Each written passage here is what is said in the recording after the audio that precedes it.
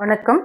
நான் உங்கள் ALP astrologer, Akshaya வாஸ்து மற்றும் மலர் மருத்துவ ஆலோசகர் ஈகை ஆண்டாள் வசந்தி. இன்னைக்கு இந்த பதிவுல ஹோரை பத்தி நாம பார்க்க போறோம்.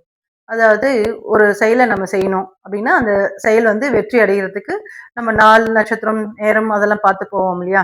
அப்படி பார்க்கும்பொழுது கௌரி பஞ்சாங்கம் மற்றும் ஹோரை அப்படிங்கிற விஷயத்துல ஒரு சிலவங்க கடைபிடிச்சு போவாங்க.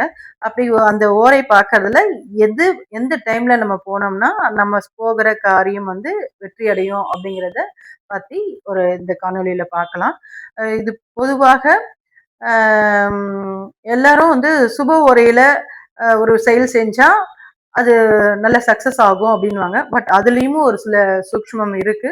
அது நல்ல டீட்டெயிலா நான் சொல்றேன். இதை நீங்க பாருங்க, உங்களுக்கு ரொம்ப பயன்படும். ஸ்கிப் பண்ணாம இந்த காணொளியில பார்க்கலாம். இப்ப பாத்தீங்கன்னா ஹோரே அப்படின்றது எப்படி நம்ம ஈஸியா கண்டுபிடிச்சுக்கலாம், எப்படி ஞாபகம் வச்சுக்கலாம் அப்படிங்கிறதையும் நான் இந்த வீடியோல நான் சொல்லுறேன். ஒரு நாள்ல பாத்தீங்கன்னா ஒரு சூரிய உதயத்துல இருந்து ஆரம்பிச்சு மறுநாள் சூரிய உதயம் வரைக்கும் 24 மணி நேரத்தையும் ஒரு மணி நேரமா ஒரு கிரகம் ஆட்சி செய்யும் அப்படிங்கிறது. அப்போ இன்னைக்கு என்ன நாளோ அந்த நாள்ல தான் முதல் முதல் ஒரு மணி நேரம் அப்படிங்கிறது ஆளுமைக்கு எடுத்துக்கும். இன்னைக்கு ஞாயிற்றுக்கிழமை அப்படின்னு சொன்னோம்னா பொதுவாக சூரிய உதயம் 6 மணி அப்படின்னோம்னா 6 மணில இருந்து 7 மணி வரை இருக்கிற அந்த ஒரு மணி நேரத்தை சூரிய பகவான் ஆட்சி பண்ணுவார். அதுக்கு அடுத்த பாத்தீங்கன்னா சுக்கிர பகவான் ஆட்சி பண்ணுவார். சரி, அது எப்படி அந்த லைன் வருது, எப்படி அந்த சீக்வென்ஸ்ல அந்த கிரகங்கள் வருது? இப்போ கிழமைகள் அப்படின்னு சொல்லி நம்ம பார்த்தோம்னா ஞாயிறு, திங்கள், செவ்வாய், புதன் அப்படிங்கிற அந்த மாதிரி ஆர்டர்ல தானே இருக்கும். அது இல்லாம இது வேற ஆர்டர்ல வருது. நம்ம இதை எப்படி ஞாபகம் வச்சுக்கலாம் அப்படிங்கறது ஈஸியாவும் சொல்லித்தரேன். நீங்க இதை கேலண்டர்ல பார்க்க வேண்டிய அவசியமே இல்லை, நீங்களாவே புரிஞ்சு கொள்ள முடியும். சரி, இப்போ பாத்தீங்கன்னா சூரியன் அப்படிங்கிறது மேஷத்துல உச்சமடைவார் அப்படிங்கிறது ஜோதிடம் தெரிஞ்ச அனைவருக்கும் தெரியும். அப்போ சூரியன் அப்படிங்கிறது மேஷத்துல உச்சமடைகிறாரு. பாத்தீங்கன்னா இது கும்பம், இந்த கும்பமுடைய வீடு. அது பாத்தீங்கன்னா சனி பகவான் தான் அதிபதி. இது மீனத்தோட வீடு, அதனுடைய அதிபதி குரு பகவான். இது மேஷம், இதனுடைய அதிபதி செவ்வாய் பகவான். இங்க ரிஷபம், அதனுடைய அதிபதி சுக்கிர பகவான். இது மிதுனம், அதன் அதிபதி புத பகவான். இங்க கடகம், அதன் அதிபதி சந்திர பகவான். இது ராசி கட்டம். ஆனா நம்ம பார்க்க போறது இல்ல, இந்த பாதி மட்டும் எடுத்துக்கலாம். சரிங்களா? இப்ப என்ன சீக்வன்ஸ்ல ஆரம்பிக்கும்னா சூரியன் அப்படிங்கறத நம்ம தலைமை அப்படிங்கிற சொல்லுவோம் இல்லையா? அப்போ சூரியன், சுக்கிரன், புதன், சந்திரன், சனி, குரு, செவ்வாய். செவ்வாயை நம்ம ஒரு சில இடத்துல அங்காரகன்னு சொல்லி குறிப்பிட்டிருப்பாங்க. அப்போ என்ன சீக்வன்ஸ்னா சூரிய, சுக்கிர, புத, சந்திர, சனி, குரு, அங்காரக அப்படிங்கிற மாதிரி அந்த சீக்வன்ஸ்ல தான் வரும். இன்னைக்கு ஒரு புதன்கிழமைன்னு சொல்லி வச்சுக்கோங்களேன். முதல்ல ஆரம்பிக்கிறது பாத்தீங்கன்னா புதன் உரை தான் ஃபர்ஸ்ட் ஸ்டார்ட் ஆகும். அப்போ 6 மணில இருந்து 7 மணி வரைக்கும் புதன் உரை, அதாவது சூரிய உதயம், அது ரொம்ப முக்கியம்.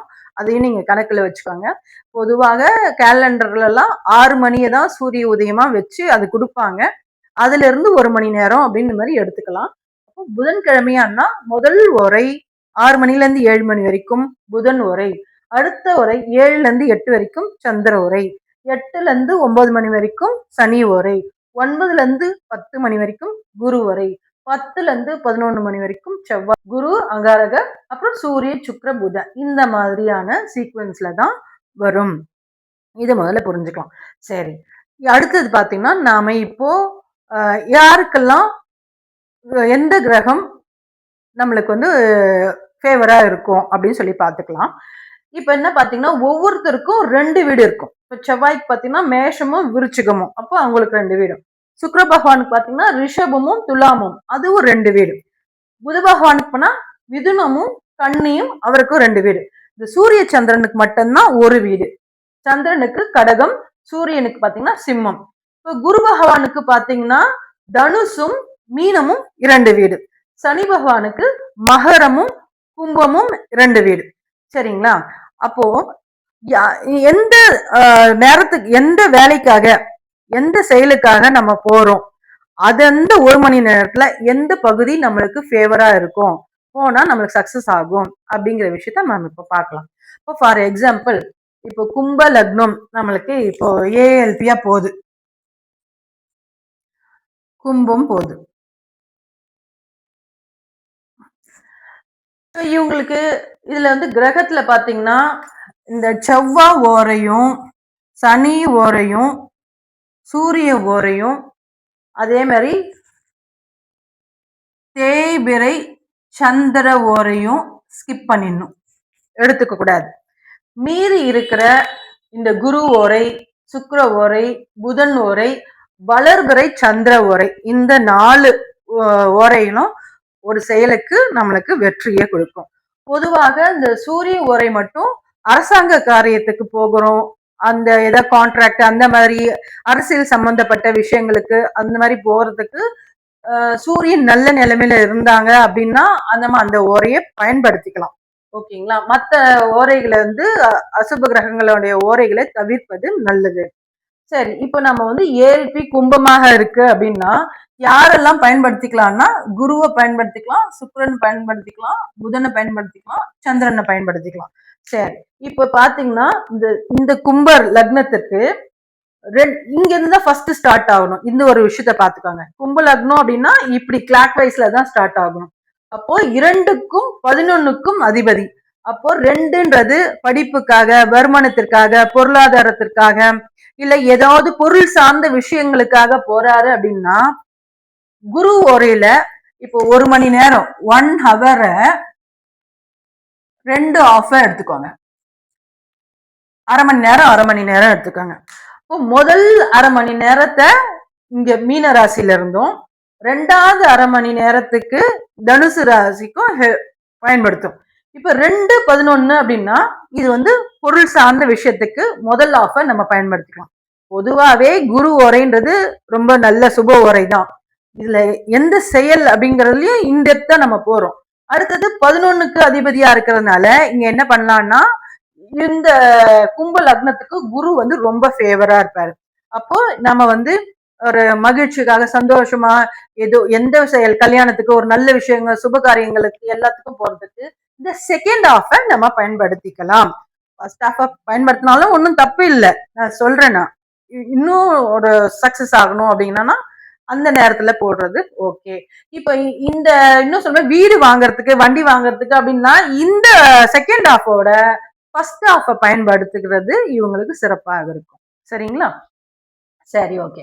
அடுத்தது இந்த கும்ப லக்னத்துக்கு சுக்கிர வரைன்னு பாத்தீங்கன்னா 4க்கும் 9க்கும் அதிபதி. இப்ப 4ன்றது பாத்தீங்கன்னா பொருள் பற்று, அதாவது ஈவன் நம்பர்ஸ் அப்படின்னு பாத்தீங்கன்னா பொருள் பற்று உடையது. ஆட் நம்பர்ஸ் 9ன்றது ஆட் நம்பர் இல்லையா, இதெல்லாம் வந்து பாத்தீங்கன்னா அன்புமயமானது, உறவுகள் சம்பந்தப்பட்டது, ஆன்மீக சம்பந்தப்பட்ட இந்த விஷயங்களுக்கெல்லாம் பயன்படுத்திக்கலாம். அப்ப இங்க சனிக்கு பாத்தீங்கன்னா இங்க 4க்கும் 9க்கும் அதிபதி. அப்போ என்னன்னா கல்விக்கு, படிப்புக்கு, வருமானத்திற்கு, வீடு வண்டி வாகனத்திற்கு அந்த மாதிரியான விஷயத்துக்கெல்லாம் ஃபர்ஸ்ட் சுக்கிர வரையில ஃபர்ஸ்ட் ஆஃபும், கோவில் குளம் போறதுக்கு, பாத யாத்திரை போறதுக்கு, திருமணம் அந்த மாதிரியான விஷயங்கள், பெரியோர்கள் பார்க்கறதுக்கு, குருவை தரிசனம் பண்றதுக்கு அந்த மாதிரி எல்லா விஷயத்துக்கும் செகண்ட் ஆஃப பயன்படுத்திக்கலாம். கும்ப லக்னத்துக்கு குருவும் நல்லது செய்வாரு, சுக்கிரனும் நல்லது செய்வார். சரி, அடுத்தது இப்ப நம்ம பார்த்துட்டோம் 4 கிரகம் நல்லதுன்னு சொல்லிட்டோம். இப்ப பாருங்க கும்ப லக்னத்துக்கு 5க்கும் 8க்கும் அதிபதியா ஆறாரு. 5க்கும் 8க்கும் அதிபதியா ஆகிறாரு இந்த புத பகவான். அப்போ இந்த கும்ப லக்னத்துக்கு ஃபர்ஸ்ட் ஆஃப் மட்டும் தான் ஃபேவர். செகண்ட் ஆஃப் வந்து 8ன்றது ஜாதகத்துக்கு சங்கடத்தை கொடுக்கும். அப்போ அந்த ஒரு ஹவர்ல ஃபர்ஸ்ட் ஆஃபை நம்ம பயன்படுத்திக்கிட்டோம் அப்படின்னா நல்லது நடக்கும். ஸோ குலதெய்வ கோயிலுக்கு போறது, எந்த கோவிலுக்கு போறதுனாலும் எந்த நிகழ்வுக்கானும் புதன் ஓரையை பயன்படுத்திக்கிறது முதல் அரை மணி நேரத்தை பயன்படுத்திக்கிறது சிறப்பு. 2வது அரை மணி நேரத்தை நம்ம தவிர்த்துடணும். அதுக்கப்புறம் சந்திர உரை இப்ப நம்ம என்ன சொல்லியிருக்கோம், வளர்பிறை சந்திரன்றது நம்ம எடுத்துக்கலாம், தேய்பிறை சந்திரன்னா வேண்டாம், அப்போ அந்த செயல் செய்ய வேண்டாம் அந்த நேரத்துல. இங்க கும்ப லக்னத்துக்கு பாத்தீங்கன்னா 6ஆம் இடமா வருகிறாரு. அப்போ இந்த வளர்பிறையா சந்திரனா இருந்தாலும் சரி, தேய்பிறை சந்திரனா இருந்தாலும் சரி, இந்த சந்திர ஓரைய கும்ப லக்னத்துக்கு தவிர்த்துடுங்க. அதே மாதிரி வேற வேற லக்னத்துக்கும் நம்ம போட்டு நீங்களே தெரிஞ்சுக்கோங்க. இப்ப நம்ம ரிஷப லக்னமா பாத்துக்கலாம்.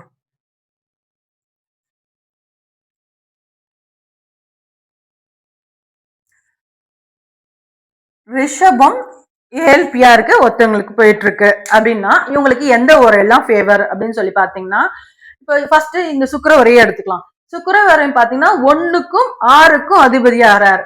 அப்போ ஃபர்ஸ்ட் ஹாஃப் நல்லா இருக்கும். ஜாதகருக்கு பேரு புகழ் எல்லாம் சம்பாதிக்கணும் அப்படின்னா கண்டிப்பா போகலாம். செகண்ட் ஹாஃப் போனீங்க அப்படின்னு சொன்னா ஜாதகருக்கு கொஞ்சம் கஷ்டமா தான் இருக்கும். அந்த ஒரு ஈஸியா நடக்காது, கொஞ்சம் சிரமப்படுவாரு. பட் சொல்றேன் 6ன்றதுனால அந்த மாதிரி ரைட்டுங்களா.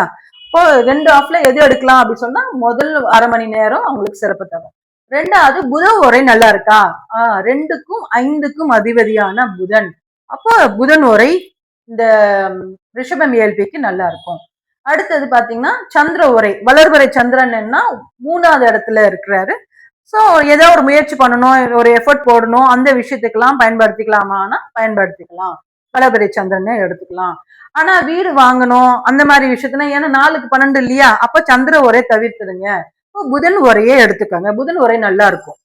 சரிங்களா. ஏதாவது ஒரு வண்டி வாங்கணும் அப்படின்னு சொன்னா சுக்கிரன் ஏஎல்பியா, அதாவது ரிஷபம் ஏஎல்பியா போகுது அப்படின்னு சொன்னாங்கன்னா இப்போ புதன் உரையில பயன்படுத்துறது ரொம்ப நல்லா இருக்கும். அடுத்தது பாத்தீங்கன்னா குரு உரை. குரு உரை பாத்தீங்கன்னா இதுக்கு 8க்கும் இங்க இருந்து பாருங்க, இங்க இருந்து 8ஆம் இடத்திற்கும் 11க்கும் அதிபதி ஆவாங்க. அப்போ ஃபர்ஸ்ட் ஹாஃப தவிர்த்துடணும். குரு ஓரையில ஒருத்தருக்கு ரிஷபம் ஏஎல்பியா போச்சுன்னா முதல் அரை மணி நேரத்தை விட்டுட்டு 2ஆம் அரை மணி நேரத்துக்கு நாம பயன்படுத்திக்கலாம். அப்போ இது அகம் சார்ந்த விஷயம். 11ன்றது ஆட் நம்பர் இல்லையா, அகம் சார்ந்த விஷயத்துக்கு பயன்படுத்திக்கலாம். கண்டிப்பா இந்த வீடுக்கோ இல்ல சொத்துக்கோ வாங்கறதுக்கு அகெயின்ஸ்டான பாவம். அப்போ குரு உரையை இவங்க முழுவதுமாக தவிர்ப்பது நல்லது. அது இல்லாம இது சுக்கிரன் அப்படிங்கிறது பாத்தீங்கன்னா அசுரகுரு, இவரு பாத்தீங்கன்னா தேவகுரு. இவங்க 2 பேருக்குமே கொஞ்சம் கான்ட்ரவர்சி வரும். இவங்களுக்கு புதன் ஓரை ரொம்ப ஃபேவரா இருக்கும். இந்த மாதிரி அமைப்புல நீங்க போட்டு ஓரைய உங்களுடைய வாழ்க்கையில பயன்படுத்தி எல்லா செயலுக்கும் வெற்றி அடைய என்னுடைய வாழ்த்துக்கள். நன்றி, வணக்கம்.